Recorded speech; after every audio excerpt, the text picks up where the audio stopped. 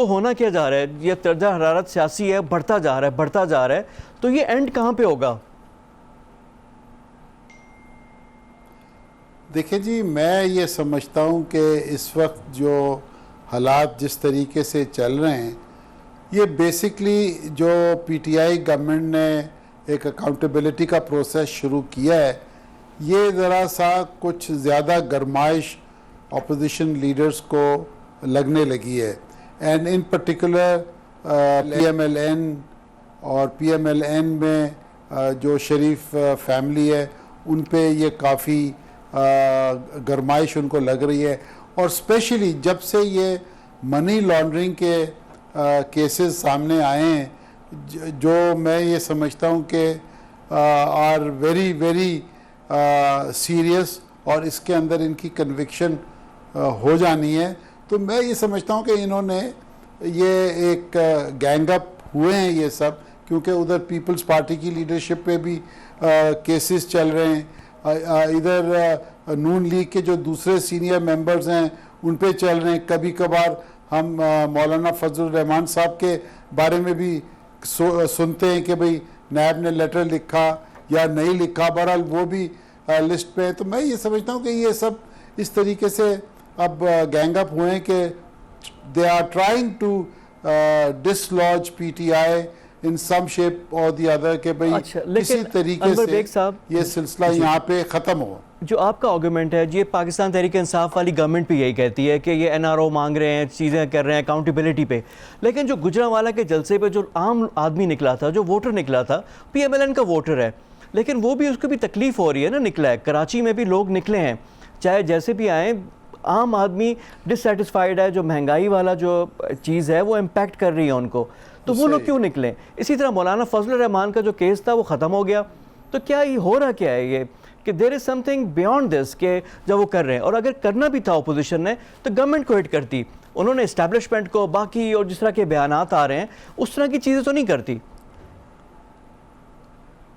देखें, महंगाई अपनी जगह सही है, आप सही कह रहे हैं, महंगाई ने सबकी कमर तोड़ दी है। सो मच सो कि इवन जो मिडिल क्लास है या इवन अपर मिडिल क्लास है, वो भी इस पिंच को फील कर रहे हैं। और इस पे जब तक गवर्नमेंट कंट्रोल नहीं कर पाएगी, तो ये मेरा ख्याल है this will very seriously damage PTI in the coming elections. इस पे तो कोई शक ही नहीं है कि महंगाई पे ये कंट्रोल कर नहीं पाए। बट अगर आप देखें, ये जो अपोजिशन लीडरशिप है, महंगाई पे ये अब आए हैं। कुछ अरसे पहले ये महंगाई पे बात नहीं कर रहे थे। अब इन्होंने ये एहसास किया है कि हमने अगर अपना नैरेटिव देना है पब्लिक में, उससे पब्लिक अट्रैक्ट नहीं होगी। Now they have started giving the narrative कि भाई महंगाई हो गई है, उसकी वजह से लोग आ रहे हैं, डेफिनेटली आ रहे हैं। बट मैं आपकी बात एग्री करूंगा कि पीटीआई गवर्नमेंट को इस पे बहुत सीरियसली सोचना पड़ेगा। ठीक है, साथ साथ अपना अकाउंटेबिलिटी प्रोसेस भी एक फास्ट ट्रैक पे आए, और फास्ट ट्रैक पे भी इस तरीके से आए कि इसकी कंक्लूजन हो केसेस की। मैं अगले दिन अखबार में पढ़ रहा था, कल परसों गालिबन, कि प्राइम मिनिस्टर ने शायद चीफ जस्टिस साहब को रिक्वेस्ट भी की है कि भाई आप इसको फास्ट ट्रैक पे और डे टू डे बेसिस पे ये करप्शन केसेस करें। जब तक करप्शन केसेस कंक्लूड नहीं होंगे, लोगों की उम्मीदें ये बड़ी पार्टियों के साथ लगी रहेंगी कि भाई कोई पता नहीं ये नेक्स्ट इलेक्शन में ये लीडरशिप वापस इमर्ज होके आ जाए। तो मैं ये समझता हूँ कि PTI in the next 2.5 years जो उनके पास अब रह गए, इसमें they have to work very very hard कि एक तो अकाउंटेबिलिटी प्रोसेस को फास्ट ट्रैक पे करें, और साथों साथ ये महंगाई पे कंट्रोल करें। क्योंकि आज मैं खुद टमाटर लेने गया था, टमाटर 160 रुपए किलो है। अब बताएं आप, मैं इनफैक्ट हफ्ते के 5 किलो लेता था, आज मैं 1 किलो लेके आया हूँ, और साथ दही लेके आया हूँ कि भाई चलो गुजारा तो करो। अभी it is pinching me as well. So एक गरीब आदमी तो बेचारा काफ़ी परेशान है इस महंगाई से। तो मैं ये समझता हूँ कि पीटीआई गवर्नमेंट को ये महंगाई पे तो फास्ट ट्रैक पे मूव करना चाहिए और इसको कंट्रोल करना चाहिए।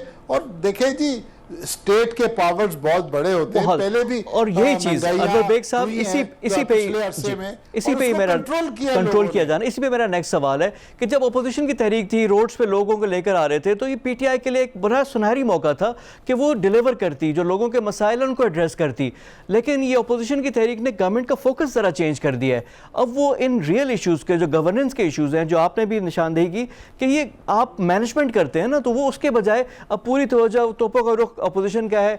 तमाम वज़रा बयानात दे रहे हैं, प्राइम मिनिस्टर खुद आकर कह रहे हैं कि जी सिर्फ एक वज़ीर पंजाब में दे रहा है, बाकी टफ टाइम ही दे रहे। अब वो नया इमरान खान की बातें कर रहे हैं। तो ये जो सारा अपोजिशन के लिए टफ मान रहा है, लेकिन ना अपोजिशन ना गवर्नमेंट, जो आम आदमी की बात कोई भी नहीं कर रहा।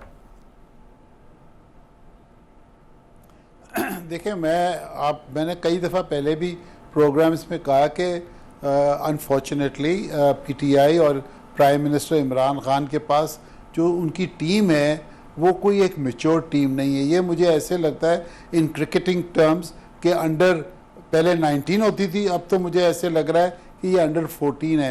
दे can not match the leadership of People's Party और नून लीग और to that matter Maulana Fazal Rahman साहब। ये बड़े सीजन पॉलिटिशियंस हैं, ये काले को सफ़ेद कर सकते हैं, सफ़ेद को काला कर सकते हैं, इनका इतना तजर्बा है। और इनके पास ये नौजवान MNAs और मिनिस्टर्स आ गए जिनको तरीका ही नहीं पता बात करने का, और अजीब अजीब कहानियां बनाते हैं, कोई कुछ कहता है, कोई कुछ कहता है, कोई कोऑर्डिनेशन नहीं है। This is hurting PTI.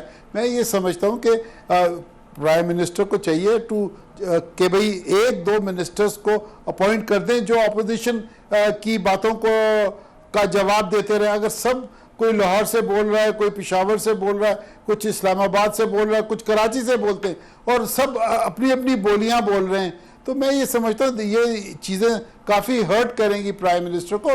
तो एक दो बंदे अपॉइंट कर लें फेडरल गवर्नमेंट में जो उनको जवाब दें। तो मैं ये समझता हूँ कि पीटीआई को काफ़ी चीज़ें अभी सीखनी है, और I hope they learn by their mistakes. अच्छा अनवर बेग साहब, यहाँ पे आपका, क्योंकि इंटरनेशनल जो आपके जो एम्बेसीज हैं, जो इंटरनेशनल जो कम्युनिटी थी बीबी के टाइम पे, आप उनके साथ भी बड़ा इंगेज होते थे। तो पाकिस्तानी सियासत में ट्रस्ट है जो हमारी पॉलिटिक्स में वर्ल्ड पावर्स का हमेशा से रहा है, उनका कोई ना कोई रोल भी रहा है। तो क्या ये अभी जो मौजूदा जो सूरत हाल है जो हम देख रहे हैं, इसमें क्या कोई इंटरनेशनल कंस्पिरेसी या इंटरनेशनल प्रेशर है?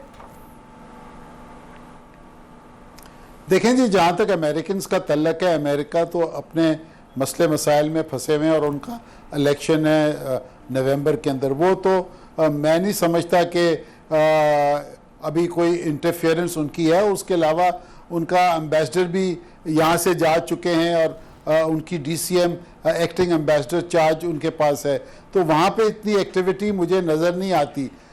अब रहा, कुछ हमारे दोस्त हैं मिडल ईस्ट के अंदर, गल्फ स्टेट्स में, GCC में, वो ज़रा से एक्टिव हैं। आजकल उनकी रिपोर्टें ज़्यादा आती हैं, गुड और बैड। तो और जाहिर है जो हमारा एक नॉन एनिमी है इंडिया, वो जो भी हरकतें कर रहा है आप लोगों को पता है। बट बाय एंड लार्ज मैं नहीं समझता कि किसी की ऐसे डायरेक्ट कोई इंटरवेंशन, मुझे तो I have no evidence to be very honest, ना मैंने देखा है।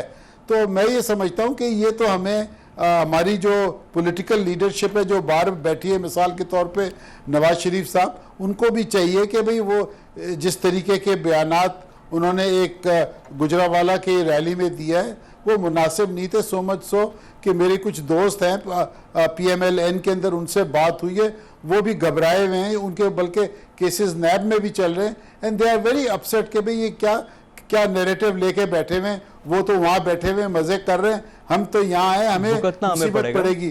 तो अगर आपस में उनसे बात करें, they are very upset, because वो ये कहते हैं कि भाई 2000 में भी मुशर्रफ के साथ ये लोग कुछ अरेंजमेंट करके सऊदी बीच में आया और ये चलेगा और किसी को पता नहीं चला।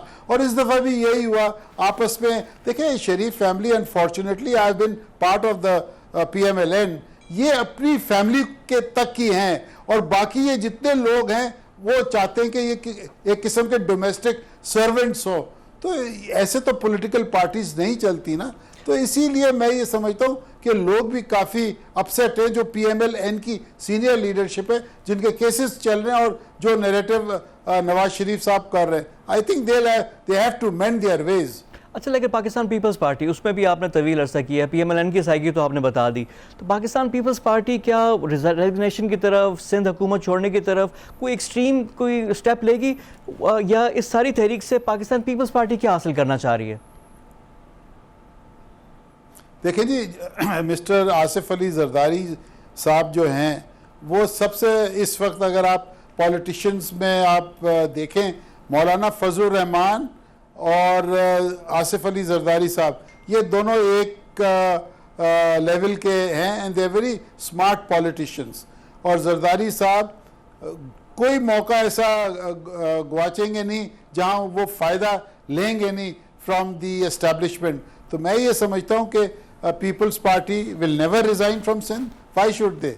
और उन अब तो वो काफ़ी एग्रेसिवली ये गिलगित बल्तिस्तान में बिलावल भुट्टो काम कर रहा है, और मुझे तो लगता है कि हो सकता है कि नेक्स्ट गवर्नमेंट GB के अंदर पीपल्स पार्टी की ना बन जाए, क्योंकि जिस तरीके से एग्रेसिवली कैंपेनिंग बिलावल साहब वहाँ कर रहे हैं,